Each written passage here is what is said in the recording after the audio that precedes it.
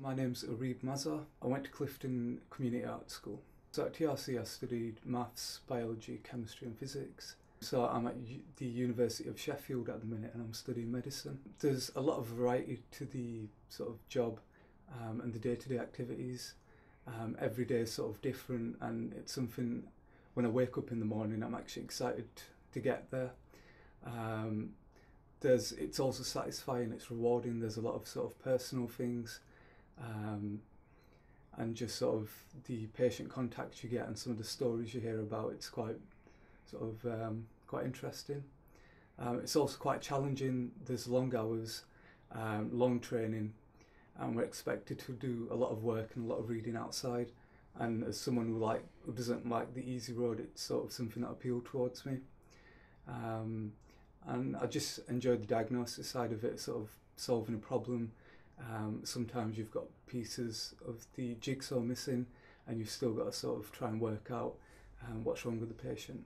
So in terms of challenges, it's sort of, you don't get to see that side of it before you actually get into medical school. But as I've said, the hours are very long. So sort of on my last placement, I was there 9 to 5. I was expected to do textbook work outside of that, and I had to do weekend on calls and evening on calls as well. So it can be quite difficult. The training pathway, again, sort of, you have 5 years of medical school, you have 2 years as a junior doctor, and then you can have another sort of 5 to 8 years on top of that of specialist training. And throughout your life, you've got to be taking exams and keeping up to date with the latest medicine.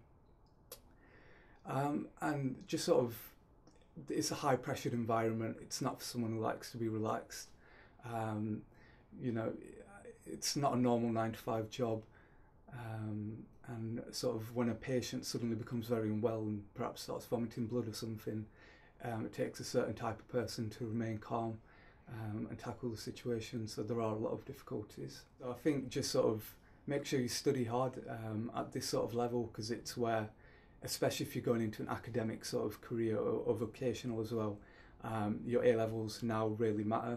And it's not just about the grades you get, it's about the sort of mindset and that sort of discipline you're going to develop. It's going to carry you on when things will get much harder, if you're doing medicine, if you're doing engineering, physics, or whatever it is that you choose to pursue. But I'd also say, I mean, if I could talk to myself a couple of years ago, I'd probably say, do get involved more in the extracurricular stuff and try and be social, because you only get 2 years of college. And it was probably one of the best times of my sort of educational sort of life. So I'd say try and create a balance between both of them, and just realise your studies aren't everything at the end of the day. So medicine's a very competitive course, and as a student it would have perhaps been good to have more contact with a medical student like myself, if I was given the opportunity, and just to sort of, as they have experience in the application process, just to get an idea of perhaps different strategies you might use. So for example, if you score poorly on the entrance exams but you have high academic grades, you might apply to certain universities and avoid other universities.